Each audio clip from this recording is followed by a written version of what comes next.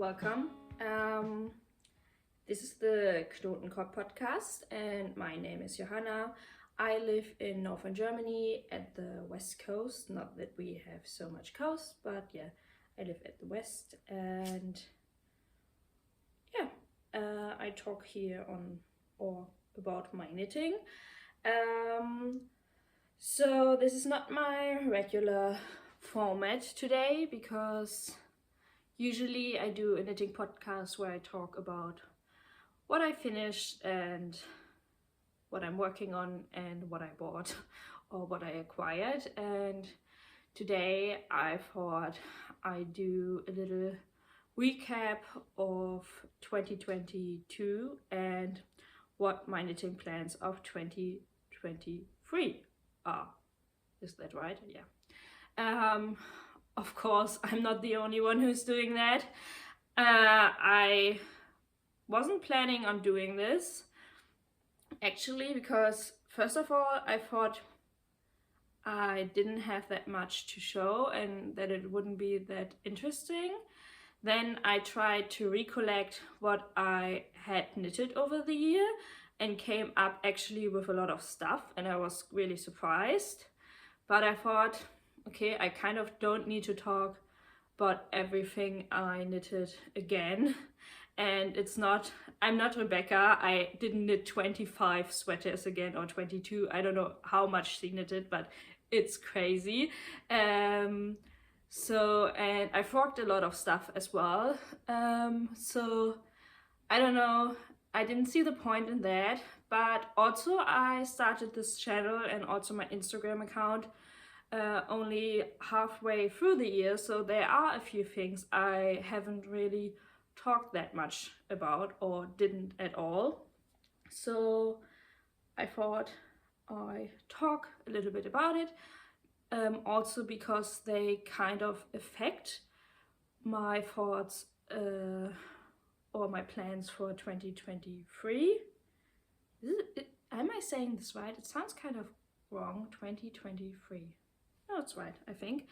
And yeah, I wanted also to talk about what I'm taking from 2022 into the next year, how it's affecting my plans, and yeah, what I learned from my first year of garment knitting. I've been knitting now, I think, for 6 years, but I don't really know when I exactly started because I've been crocheting for a long time, and then at some point I started knitting socks, but I don't know, I didn't have a knitting diary or anything.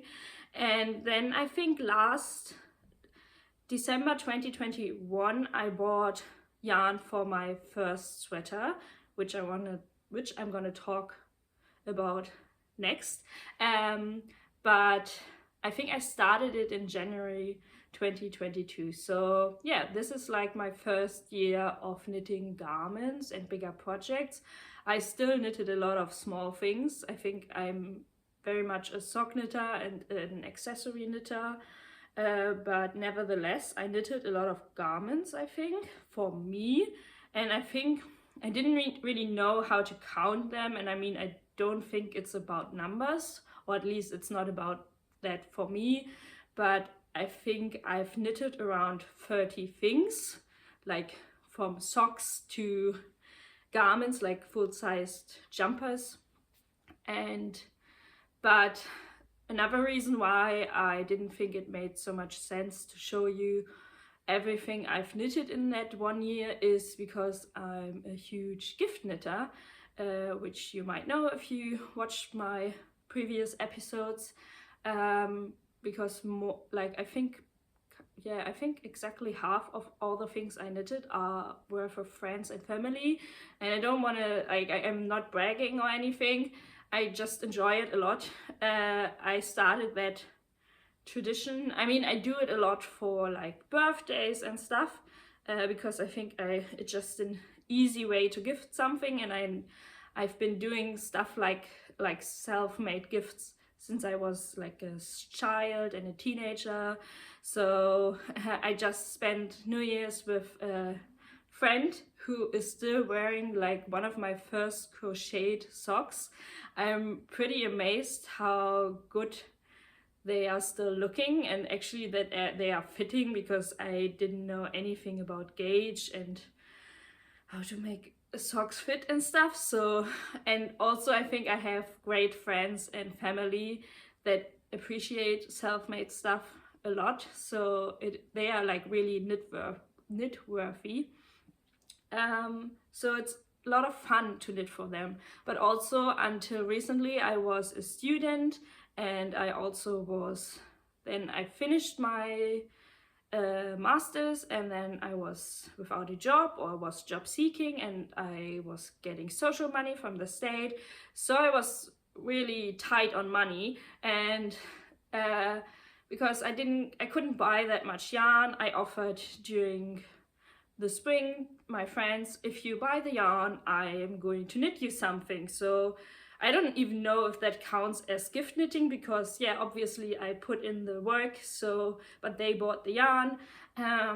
Yeah, but so I have a lot of the things I knitted over the year I don't have with me anymore. I knitted a few things for babies that I didn't even know, just because I wanted to knit baby stuff. Yeah, there's a lot of stuff I don't have, a lot of stuff, some, I think around 6 or 7 things I frogged because they were failures, but I learned a lot of it from it. And yeah, but and I'm also eating clementines. I just came back from my New Year's mini holiday. It was very nice, so Happy New Year. And I have to pick up, I think, my knitting for Olive order from the post office, because they were on a lunch break when I came back. So I have to do this today as well, and tomorrow I go back to work.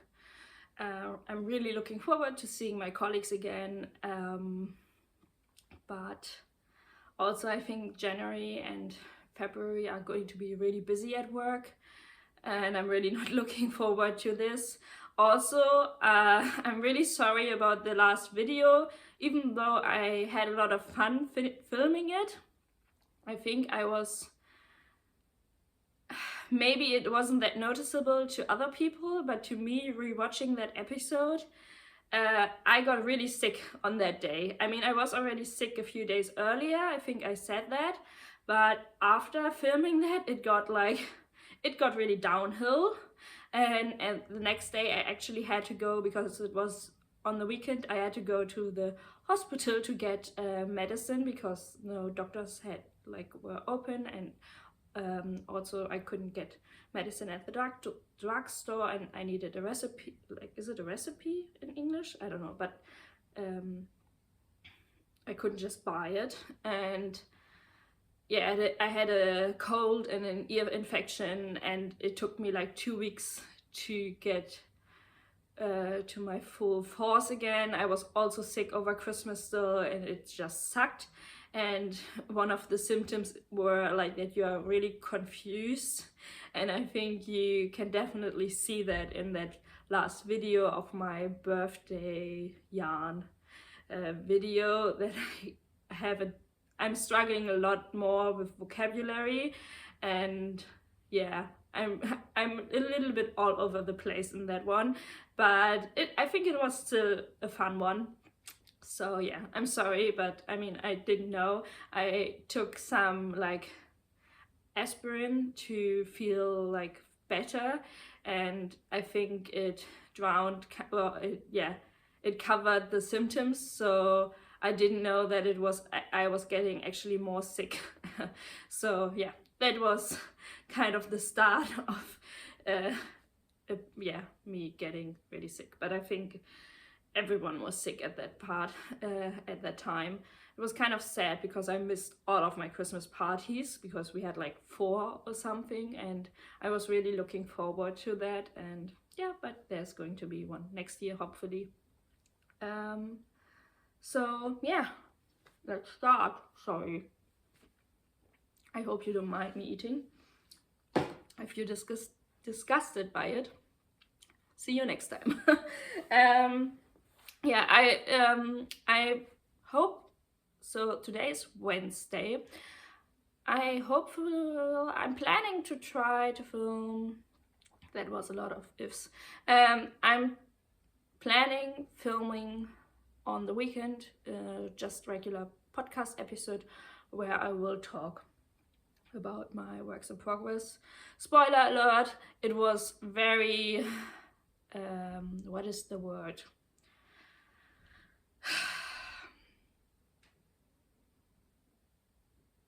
I tried a lot to aspire.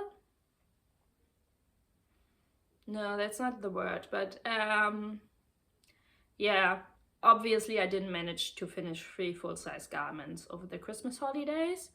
But let's see how much I get finished until the weekend. Maybe I film the weekend after. We will see how I feel, how much I have to do over the next weekend. But yeah, I didn't manage to do that, but that's okay. You still have high hopes and dreams, and if they don't turn out, that's all right as well, for me at least. So the first sweater I knitted last year, not this year anymore, last year, was actually sweater number 18, and I think I've never showed this on either my YouTube or my Instagram channel, because yeah, that was a long time before I started either of them. And I think also it was, I mean, the thing was, I was knitting German short rows long before I knitted sweaters, because it's the way I knit my sock heels. So and as far as I understood sweater patterns, that was kind of the most complicated thing you could do in most sweater patterns, except from like cables and stuff. So I thought, okay, that's quite cool, and I really liked the 80s vibe from sweater number 18. It's from my favorite things knitwear, but I think it was quite popular, so everybody knew it. And I was still on a very, yeah, I had no money. So the cheapest yarn option I could find was from Spektakelstrik. It was a bamboo and wool blend. And I think it is like a single ply kind of yarn that is just twisted, and that is kind of the issue with the jumper as well. So there are a few issues with this, and so first of all, the pattern is a labor of love, and so that's the jumper.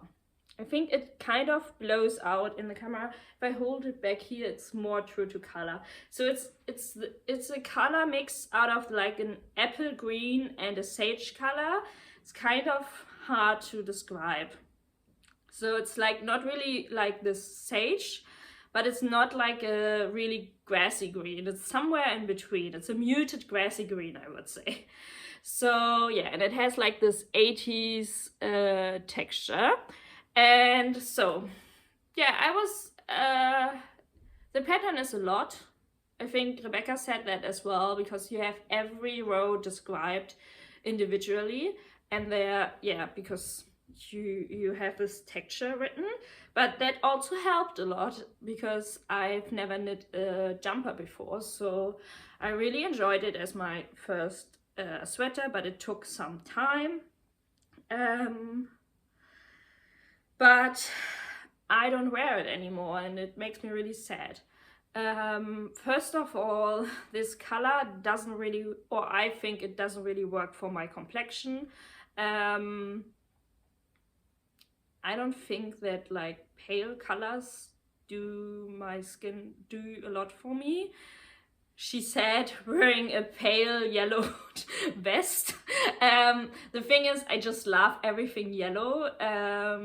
So you can't stop me wearing yellow, but though green is my favorite color, which is, yeah, it doesn't make any sense, but yeah, I think every time I wore this, I just looked like I had like 3 weeks of the flu behind me, and this made me so sad because I really like this color a lot.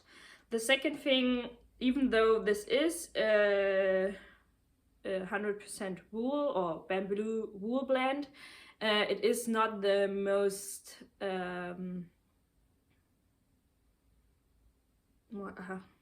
not sophisticated yarn, but how do I say it? it is not the yarn that will hold or wear the longest. It started peeling a lot after just wearing once, and it hasn't stopped peeling since. And also you can't depeel a structured or textured jumper that easily. Also, I knitted this too short in sleeve length and in body length. Then I put it in the washing machine on a wool wash program because it has a stain of rust from my move, like from moving places, because I couldn't get it out with hand washing. And yeah, that shrunk it even more. That was my own mistake. And yeah, now it's just too short. Before it shrunk, I thought, okay, maybe I can over dye the color in a dark green because I have a lot of dark green jumpers that I really like to wear. But yeah, with the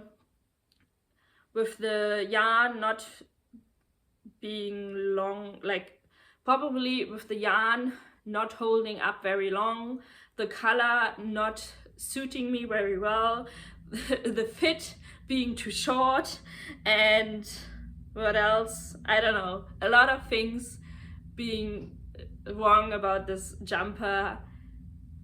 I will just gonna donate it because somewhere out there, probably a child or a teenager, it's going to fit because I'm a tiny person, and I think nobody, like there are not a lot of grown-up people who've gonna fit this. Since it's like shrunk in the washing machine. But I'm definitely planning on knitting this again, not this year because I have so much on my list, sadly, but I would love to reknit this, and probably in a more woolly wool. This feels superwashed, but I don't think it's superwashed. But I really like her pattern, and I really like the oversized 80s vibe of it. But yeah, I'm really sad that it didn't work out and that I don't have had that much time with this lovely jumper. I think that's everything I wanted to say about that.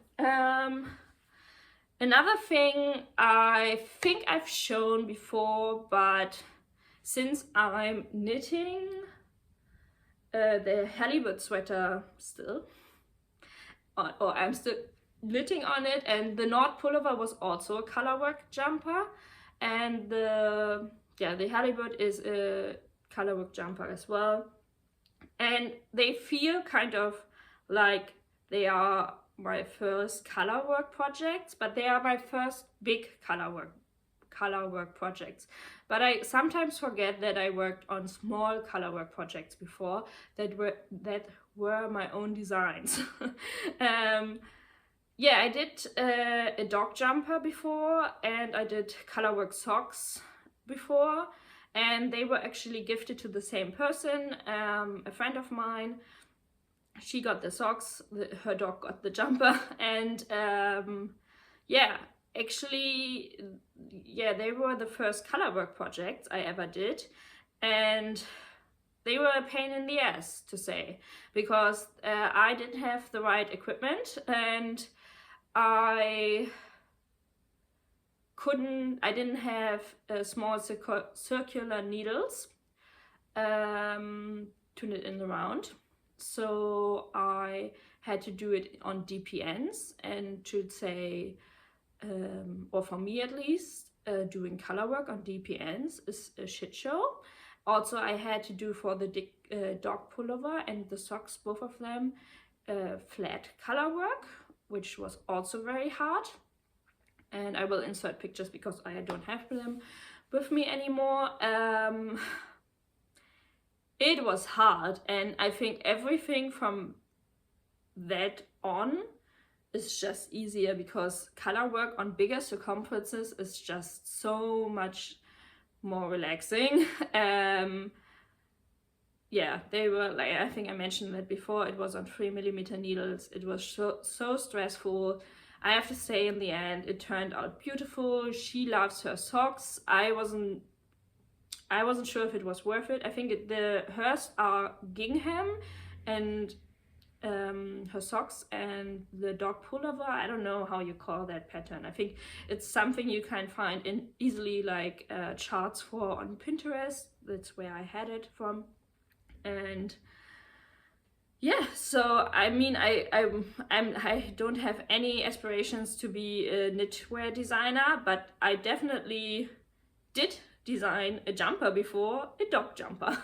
And yeah, it's her nice jumper. It's like her, like if she sits under the Christmas tree and someone takes pictures of her jumper, or if she goes out to something fancy, not if she plays in the woods and loses her other jumper, because that happened before.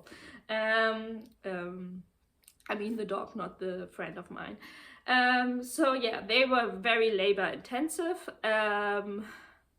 So yeah, for me, the Halibut sweater feels like my first kind of color work big project, because the Nord pullover was just like checkered color work thing, so it wasn't that complicated, but I always forget that I did actually a more complicated self-designed color work thing before.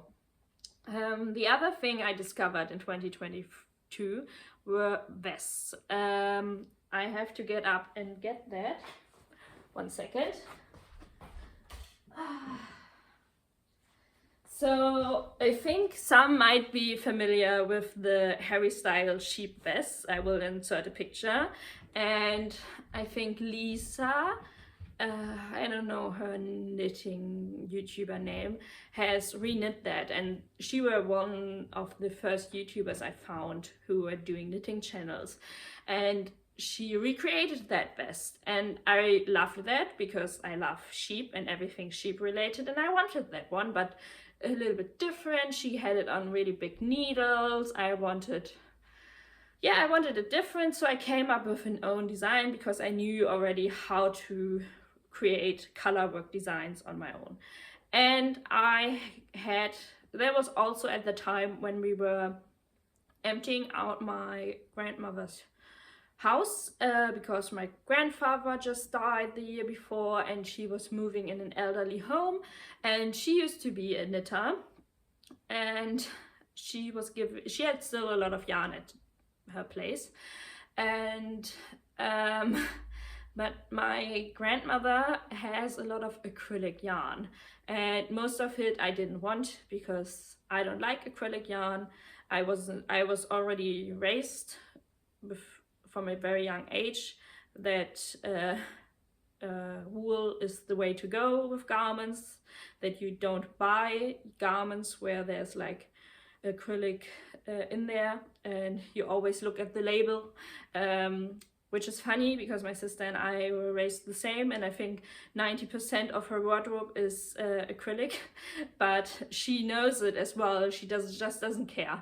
But one of the things I got was this wool, and it's also acrylic, and it's the only acrylic thing I own, and also the only acrylic yarn I own. And but I loved the color so much, and it was exactly the color I wanted, so I thought, okay, it's already there, I don't need to buy extra yarn, so I'm just gonna take it, and if it doesn't work out, I still can donate it and someone else can have it.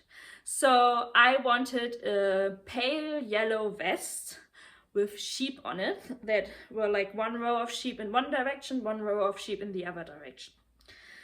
So I designed the pattern on an Excel sheet and started with it, and somehow I thought, because I didn't know what gauge was, I didn't had patterns yet, I didn't know Ravelry then, I don't know, I didn't know a lot of things about knitting then, and I also didn't know, because I only wanted the sheeps on the front, and so I knew I needed to do like the front and the back separately, so I needed to do the sheeps knitted flat, and I started that, and I don't know how much you can see, but these were the sheep. I can actually go some like further. Yeah, that was the first row of sheep, And then I really got impatient because obviously knitting these sheep on, I don't know, 3 or 3.5 millimeter needles takes forever. And I also realized that this wasn't wide enough to fit me, to give me a boxy fit. So I would have knitted, like, had to put like an extra part on the side, which would, like, it would have looked weird, and I was really frustrated and didn't want to start again. And so I thought, okay, maybe I just knit a plain, because then I found out about duplicate stitch, and then I thought, okay, maybe I just knit a yellow vest and then duplicate stitch the sheep on it. Then I knit this vest, which is actually, the pattern is by Sandes Garn, this magazine. It's the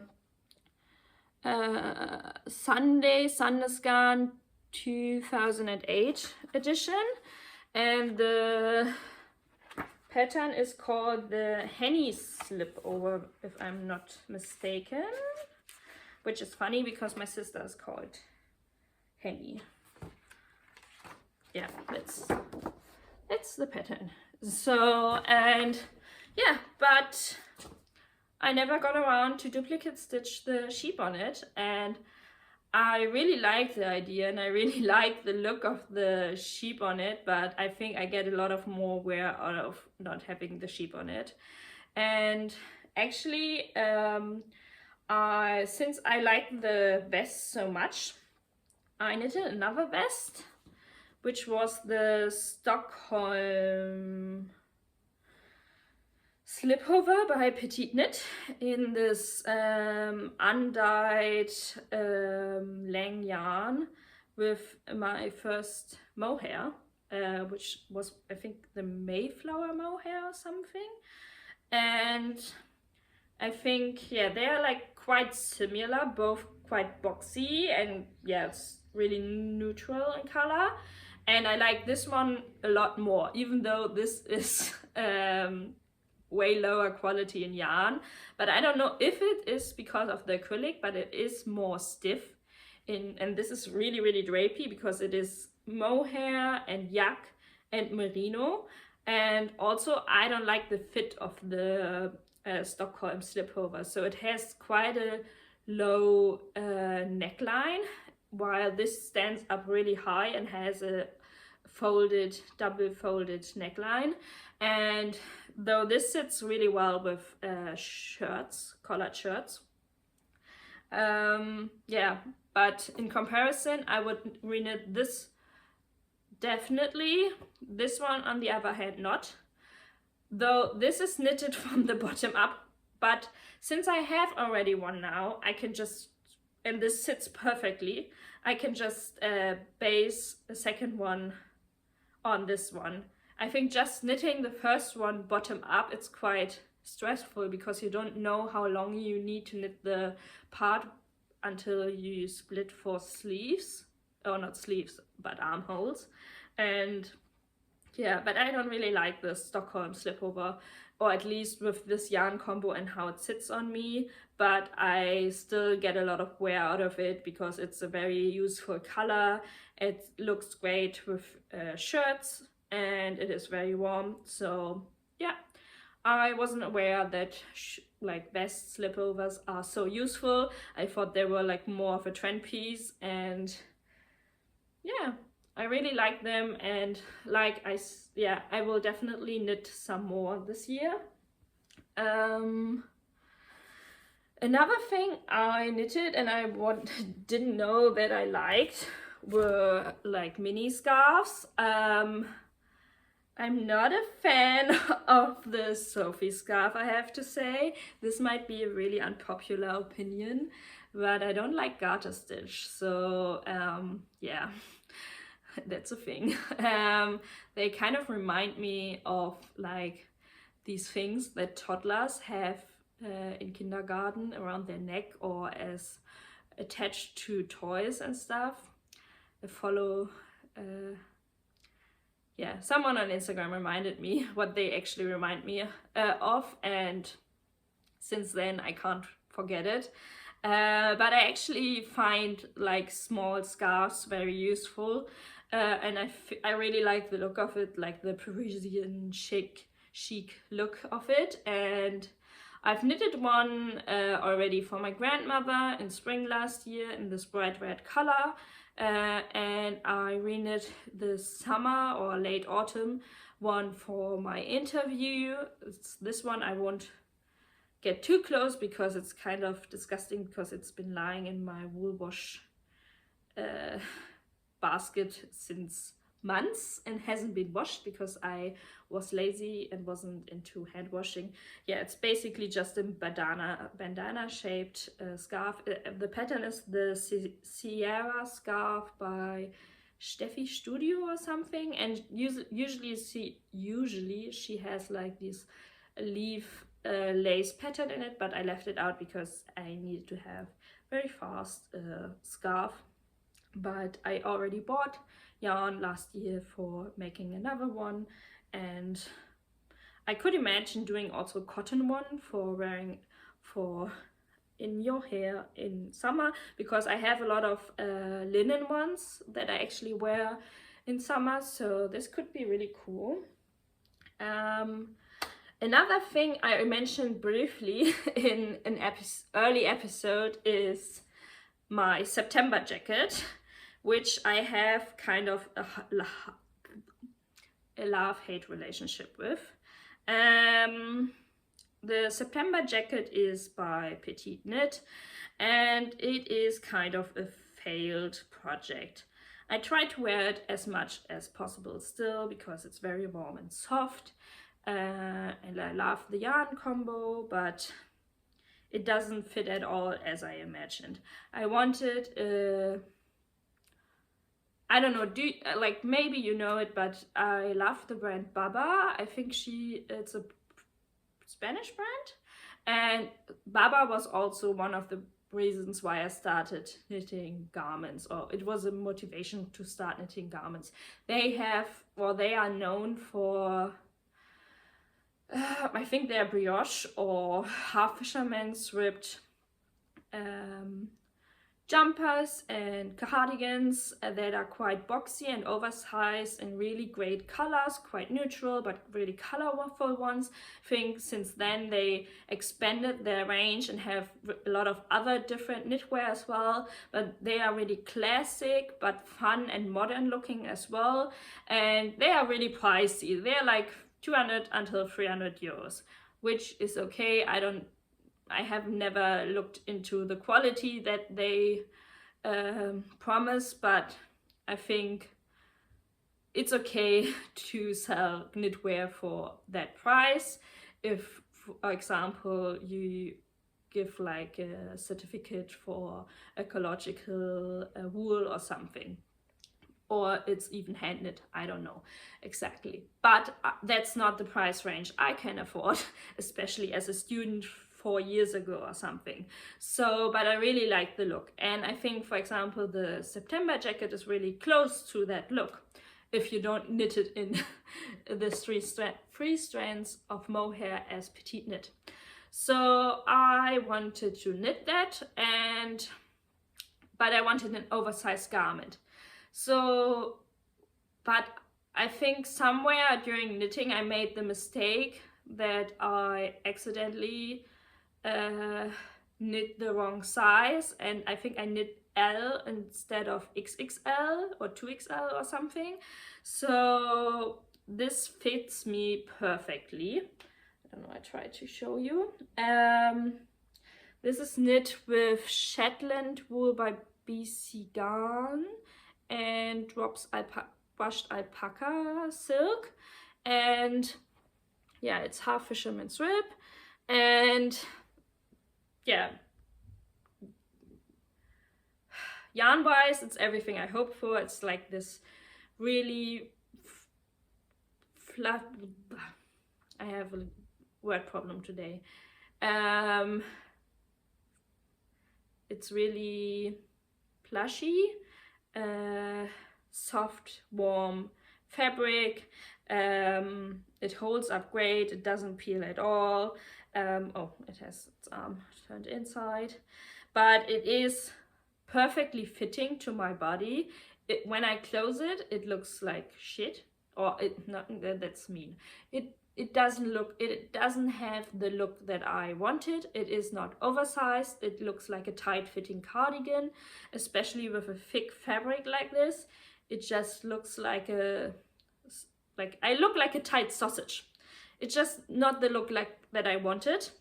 If I wear it open, it's alright, but at the same time I put in real buttons. She has fake buttons in it, these click buttons, and this also means that it falls open all the time. Also, I put one button less in.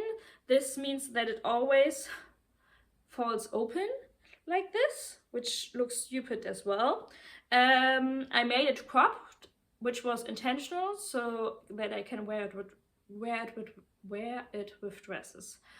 But it is a very warm fabric with Shetland wool and brushed alpaca silk, and you can only wear it open. So there is no real occasion where I can wear it. It's like when you wear something open, and it is kind of too cool, but at the same time you wear something so warm, and it's kind of difficult to wear it somewhere.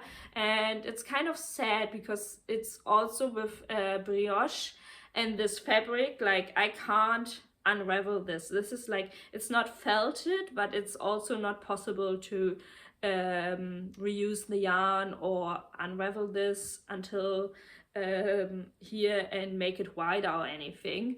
So I don't know, maybe I have someday children or something and can give this to them, because I think someone who's smaller than me would look so cute in this. But also I love this so much I would never donate it. And yeah, it's kind of sad. Also knitting now 2 cardigans in half fisherman's rib. Oh, this is brioche, not half fisherman's rib, if I said that. And since brioche and half fisherman's rib look from that one side the same, I have to say, if I remember it right, I mean, it's been some time, I do enjoy brioche much more because I can go back and fix my mistakes. I can't do that with fisherman's rib, which is making half fisherman's rib way more stressful than brioche, at least for me. And if it looks the same in the end, so why not do the one that is less stressful? Yeah, kind of sad. I also know that there are a lot of other cardigans that look similar to this, that have brioche or half fisherman's rib. I think Rosetta has at least 1 or maybe 2 patterns, and I'm pretty sure that there are other designers out there who have patterns out there. If you don't want to knit a PetiteKnit pattern, I don't even know if this one is size inclusive now, if she redid that, or if you want to support a smaller designer. I don't know if Rosetta, I mean, she's quite popular as well, but yeah, so that's a thing. But I would maybe try out another pattern as well, but I think a lot of things came together here. I think because I think PetiteKnit version on her picture, she is not able to close her jacket as well loosely, and usually she is the queen of positive ease. So I think maybe this jacket is not supposed to be worn closed, but I think also I knit the wrong size for what I wanted. So it's a little bit a mix of a lot of folds. So yeah, that's kind of sad. What else? Then my summer top saga started, and the summer top saga, most of them I don't have with me anymore.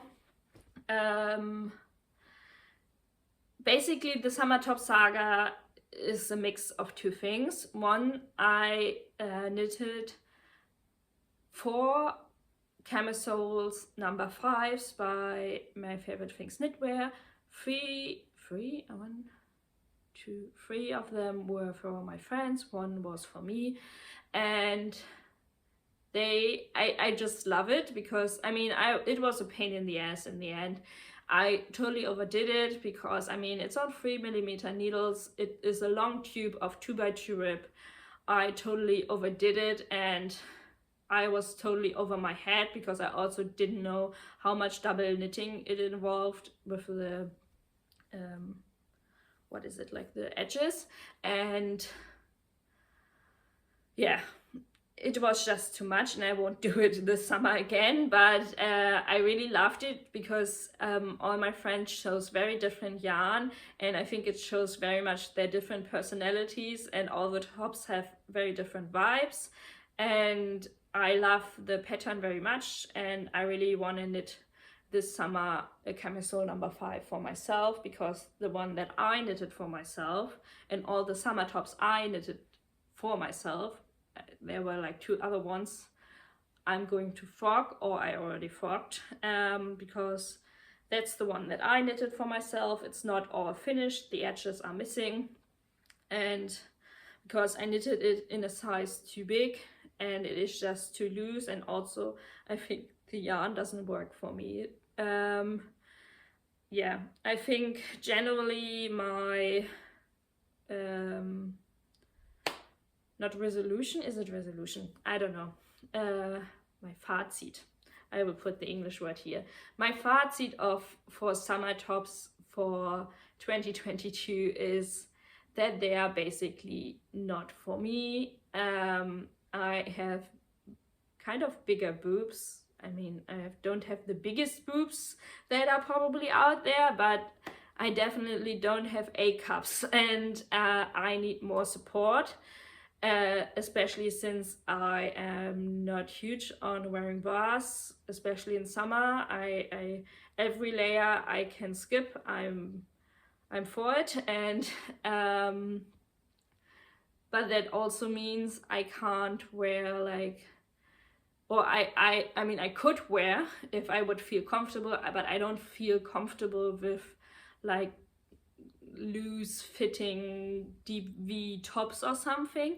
I need something more structured that holds in the ladies. And yeah, usually the camisole number 5, I think with the ribbed structure, can give you that, but I think you would need to knit it with something like a linen yarn or a cotton yarn or something. And this is a single ply merino, which is very soft and feels, the fabric feels really nice, but it won't give me the support, especially since I knitted it too big. And it's also super washed and it hasn't been even blocked. So yeah, that was a mistake. And yeah, I also knit camisole number 3. I already showed this before, but same thing. This is very loose and doesn't do anything for my figure. So, and I also knitted the Nelly top by spektakelstrik. Also, it doesn't do anything for my figure.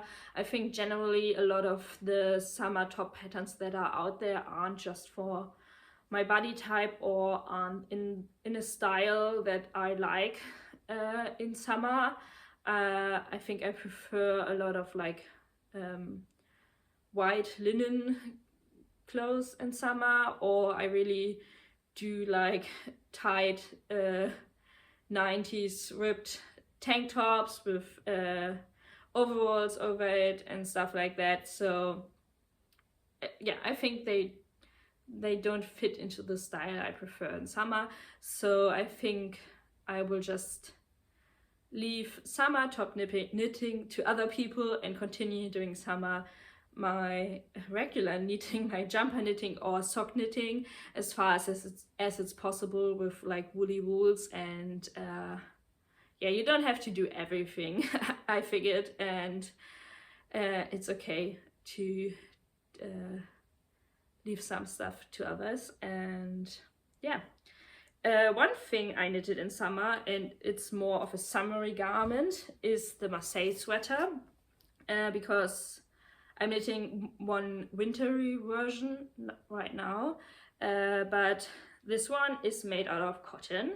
It's also a petite knit pattern, but this one I made out of cotton, and I really like it. I still like it, but I made it very cropped, I have to say. But I still have a lot of yarn left, so I will just go back.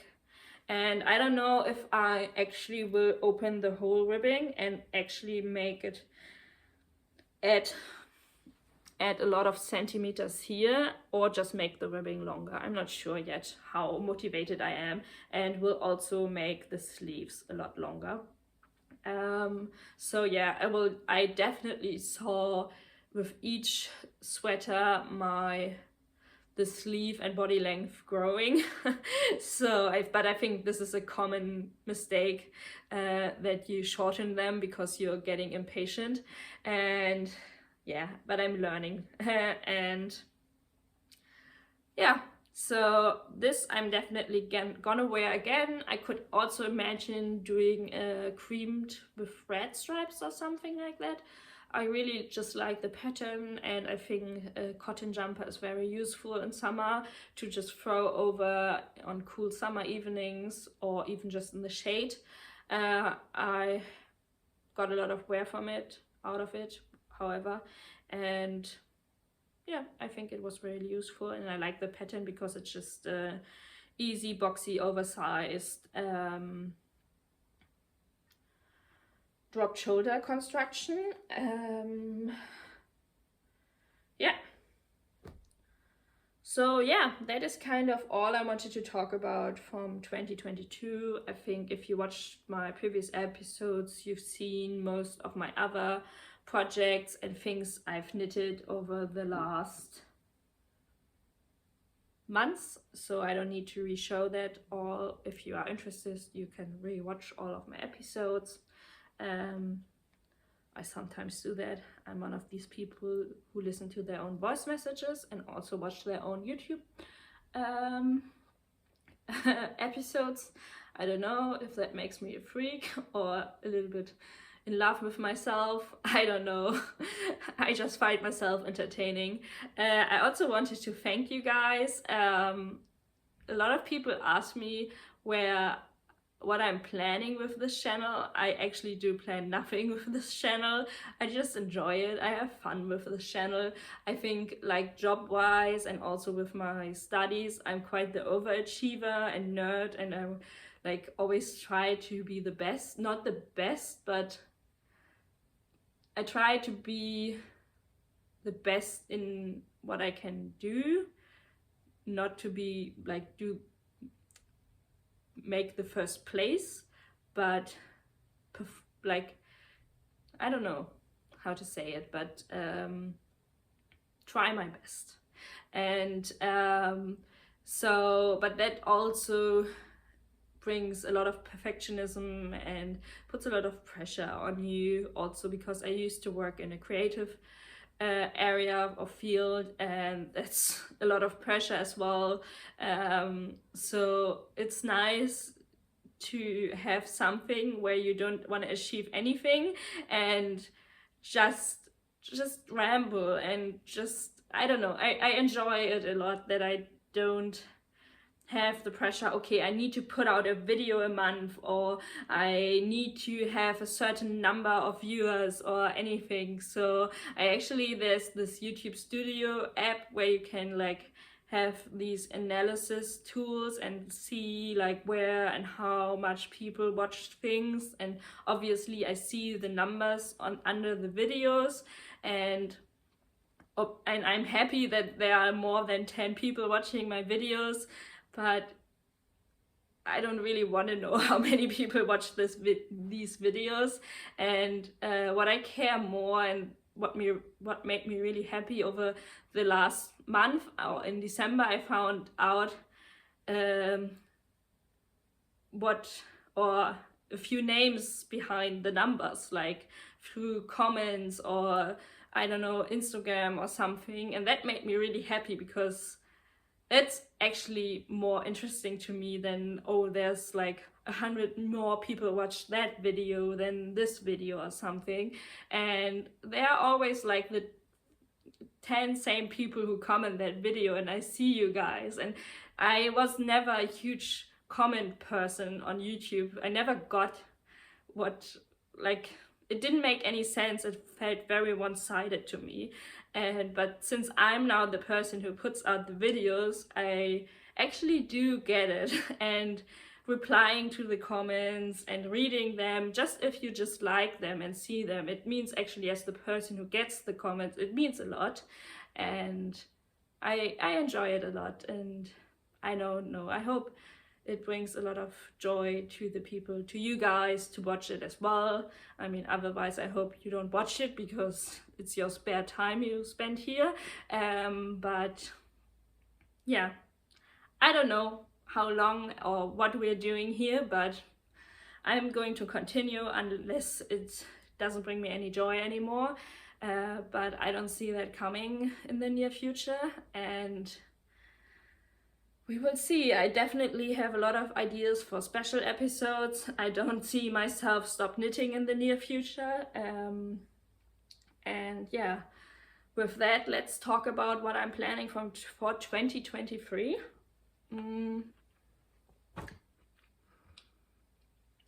Yeah, so I definitely like my mix of designers.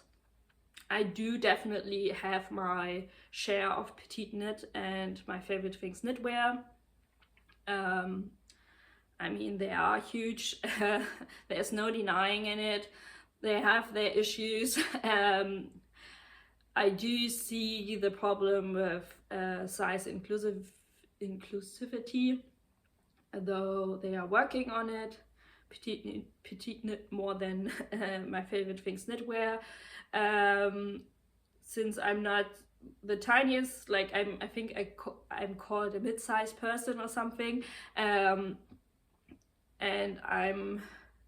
since I'm a small person, but I think it's funny because a lot of people would call me petite because I'm in height very small, but since I'm not small build, it's I find myself often in situations that I don't fit in a lot of things. Like I sometimes buy stuff that is extra small, but I also buy things that are extra large. So I do also struggle with sizes, as I think a lot of women, and so it's not something I'm not aware and I don't think about, but still I do like, for example, camisole number 5 as a pattern, and I wouldn't not knit it if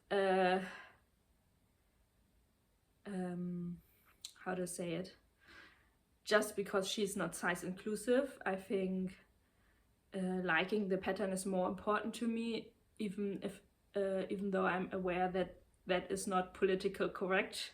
But I think this is a complicated topic, and I'm glad that like influencers, I mean, because that are knitting influencers like Rebecca do take that topic very seriously and use their influence for that. I think that's great. I also like, I also want to continue, especially knitting from other podcasters and YouTubers. I find that really cool to support other people who are on here, and like from Icy, from Orsa Knits, or Hannah from Hannah Knits. Really want to knit something from Sophie from the Knit Pearl Girl. Knit Pearl Girl, I think that's her handle. I also think about knitting the new one, the Half Fisherman's or Brioche, whatever it is, sweater by Rebecca, though I don't think that's gonna happen this year. I also like the mix of color work and simpler stockinette and texture garments I'm knitting. I think that feels very natural, and I feel that it's not getting boring to me or something. Also, I feel that I am continuing to knit a mix of garments and accessories, but I noticed I'm definitely putting way too much on my list, and I think it's not gonna change this year. I thought, okay, I don't have that much on my knitting list for 2023, and then I put everything I have already on my list on it, and I was like, okay, I'm not gonna make that. It's not possible to knit all that in this year, because yeah, I won't be right now. I'm not able to knit a full-size garment in a month, and I already put there 13 full-size garments on there, so not counting in smaller accessories. So how should that work? And yeah, so, but I don't mind it that much. I'm like, if I don't make that my list, I'm not disappointed or sad or anything or angry with myself. It's just didn't make my list. It's the same with my winter autumn list. Like, I think 80% of that list I didn't make, but it is what it is.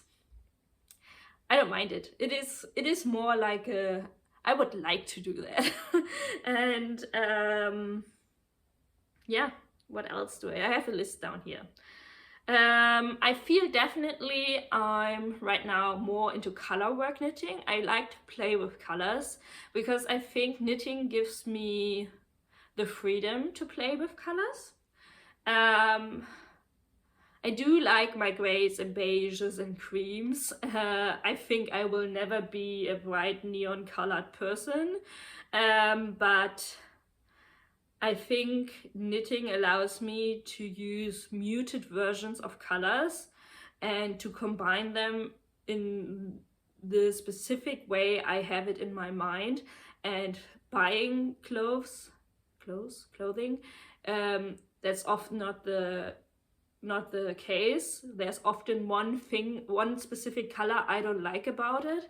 So yeah, that's a thing I like. That's also the case because I would like to design my own pillowcases this year. I already bought the yarn. I can showcase you the color palette for this project. And I'm planning, I will definitely talk about my podcast about the yarn about it, and will maybe do a special episode about how I came up with the colors and how I'm modifying patterns I found online or designing my own, because there are going to be several pillowcases obviously, but they need to fit to each other. So yeah, I definitely feel very creative when it comes to colors these days, and yeah, that's something I enjoy. But I also see that color works takes a time, and I'm really impatient with jumpers or sweaters these days because I just want to wear them. And yeah, and you have to look at the chart for color work. So I don't know, I can't overdo it with color work, I think, because if I do every jumper in color work, that slows me down a lot. I need to find balance with color work and non-color work jumpers. What I learned also from 2022 for 2023 is that equipment is key. I definitely should have invested in good equipment earlier last year. I mean, obviously needles and things like a Swift and a cake binder are expensive, and if you could buy just yarn, and you would do that before you buy a fancy needle case. But just imagining doing, like, for example, the sleeves for this, I needed to do the sleeves on DPNs. Brioche on DPNs is really not great, and it took me so long because of that. and just winding all these hanks was also really annoying, and just, yeah, things like that. Or yeah, smaller circular needles for sleeves was a huge thing. Stuff like that. I wished I would have invested in it earlier. And I mean, it doesn't need to be the fanciest needle equipment that's out there, like the C-knit needles that I got now, but yeah, just nicer needles. Also switching from DP ends to small circular needles for socks. I wish I had done this like 5 years ago, because I mean, I'm knitting socks now for 6 years or something. Also, a thing I want to do is finish my drops yarn stash for this year. Most of my drops yarn that I have is brushed alpaca silk, and I have 4 balls of silk mohair, and except from that silk mohair, everything I bought is for gifts that I still need to finish. So I think that's definitely going to be finished, or reduced.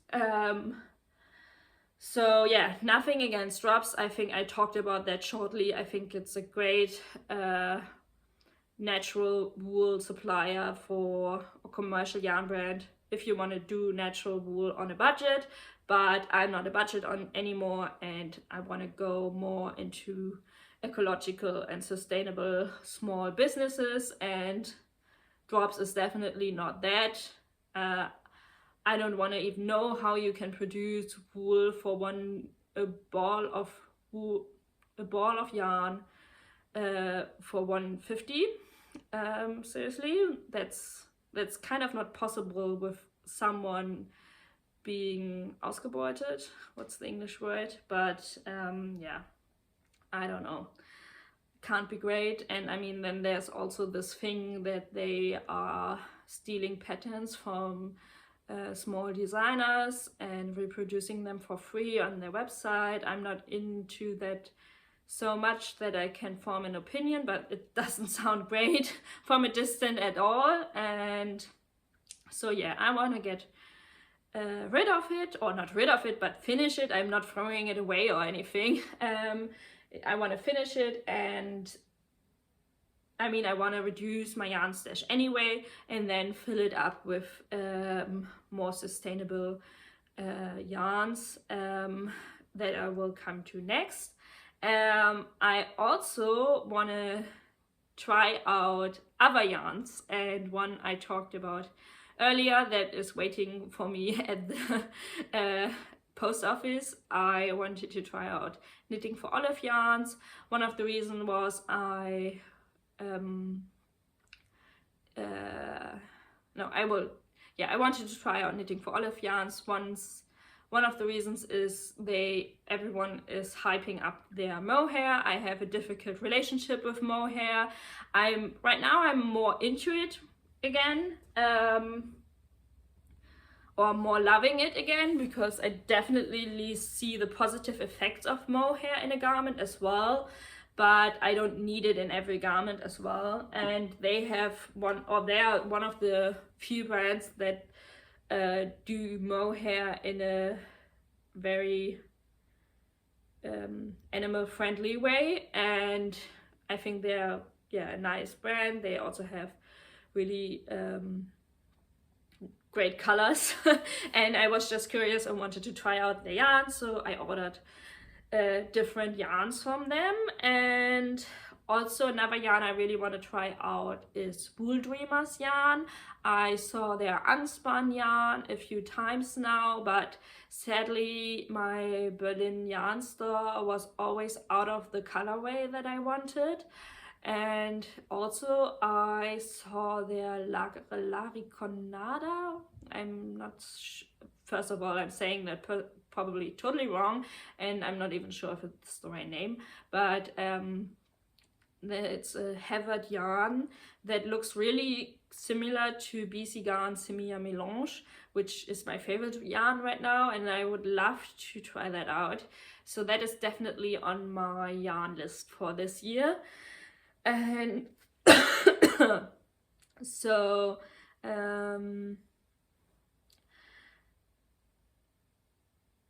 so yeah, if you haven't been here from the start or haven't watched especially my first 2 episodes, I need to take a sip.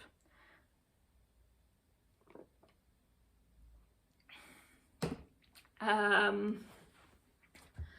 want to knit for especially my high school friends and some others who are turning 30 now, from last autumn until next year,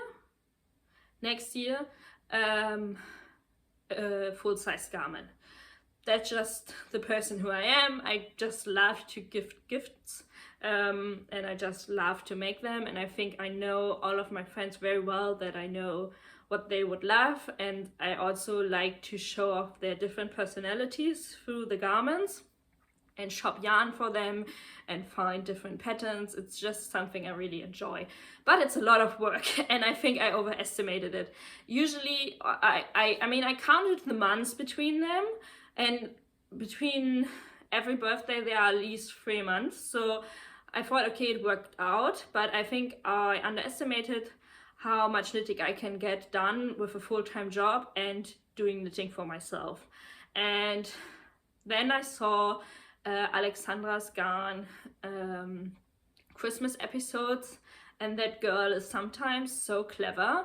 I mean, probably she's always clever, but sometimes I was like, damn, that's so smart, because she gifted her family, instead of knitting, putting all the pressure on her and knitting them a sweater for Christmas, she just gifted them basically the set for a jumper for Christmas. So she put in a box all the wool for the sweater and the pattern, so they can see how the jumper is going to look like in the end, and said, I'm going to knit you a jumper, but I don't know when it's going to be finished. So they have something in their hand. It's not something that they have only in their imagination, so they can see and touch, and yeah, it's something you can actually give to them, but at the same time you don't have a deadline.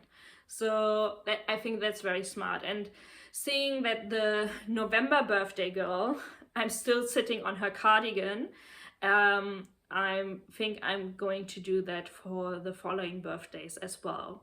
And so I have, with the November cardigan still on my needles, my sister's cardigan still haven't started. Then I have February, May, and August. So I have half a finished object and 4 that I still need to knit. So that's a lot. It's a 4.5 full-size garments, plus all the things I want to knit myself. And yeah, I think just giving them the yarn is very smart. And I already have plans for them. I ordered all of the yarn for the February birthday. It's going to be the Stripedoverloadpolo by spektakelstrik, and it's going to be made in a dark green, and it's going to be made out of knitting for olive, mohair and Peruvian highland wool, but it's gonna be not striped, but all in dark green. And I think it's going to look a little bit like a rugby shirt or a British school uniform, kind of. But I'm gonna explain it more in my podcast when I come to it. Then I'm going to do a grey sweater. I might do it in Knitting for Olive because they have great grey options, but I'm gonna see how I like the order that I'm just gonna pick up. And I think the August sweater is going to be in a royal blue color, and I think I found the perfect base for it, and it's going to be, I think, the Sunday color, and I think it's called blueberry or something, but it's kind of hard to find a fitting mohair for that, and I think I want to go with a mohair, but I found maybe 2 options that could work, and I think it's going to be great knitting in the summer with this really fun blue color, and this is also a reason why I enjoy knitting for friends, because I can knit with colors that I wouldn't wear but my friends might enjoy a lot. So yeah, that are 4 jumpers still knitting for friends. Then I'm still knitting on my Marseille sweater, a lot of other stuff that I have still from my last year projects, like unfinished hats, unfinished socks, etc. Then I also mentioned already my porcelain sweater that I want to knit this year. I also already got my Advent calendar and started opening it. And I could imagine knitting from it the Klee sweater by, I always forget her name, but I will insert it. And it's also interesting that I rarely see people knitting their advent calendars with it, because it, in my size, it needs 22 colors, so it would like offer itself very well to it. But yeah, I need to see, because usually the advent calendar has 16 colors, so I would need to take colors double, and she has a mix of tonals and speckled yarns and variegated yarns and stuff like that. So I don't know if it works for the Klee sweater, because they are all solids. And yeah, but I also have a lot of other colors in my stash, so I might combine them. I might end up not using any of the Advent yarn and use the Advent yarn for a different project and do the Klee sweater in the future. I don't know, but that was the first project that came to my mind when I thought of the Advent calendar. Then I still want to do with the rest of my gray brushed alpaca silk the Klem dress, the midi dress from the Finnish designer that I talked in November about, from the knitting book that I bought. It would be really nice to wear this next autumn, winter to work. That would be great. I still want to do Hildes vest, or that's how I call it, like the wool from the sponsored sheep that I got for my birthday. Actually, PetiteKnit, it's like she could read my mind. She's just designing the vest version or slipover version of the Mobil sweater, so I don't even need to modify the Mobil sweater on my own. Yeah, if that comes out, I will see if my yardage or meterage is working out. And otherwise, I found a similar really nice cable textured slipover that could work as well, which I will talk when it comes to that. And yeah, I want to design pillowcases. I need a balaclava. I want to do another bandana scarf or mini scarf. I want to do a camisole number 5, and that means that 11 garment size projects. I'm counting the pillowcases in there as well, but just counting them as one. 5 smaller items, and I'm not even counting all the unfinished socks and hats that are lying around. So that is a lot of stuff. That is a lot of stuff, and I don't think I will finish all of that, but I hope I will finish more than I finished this year. Yeah, a lot of other resolutions I have from like a year of full-time knitting, I would say, or consistent knitting, because before that I did like 2 pairs of sock a year, and I wouldn't say that is consistent knitting.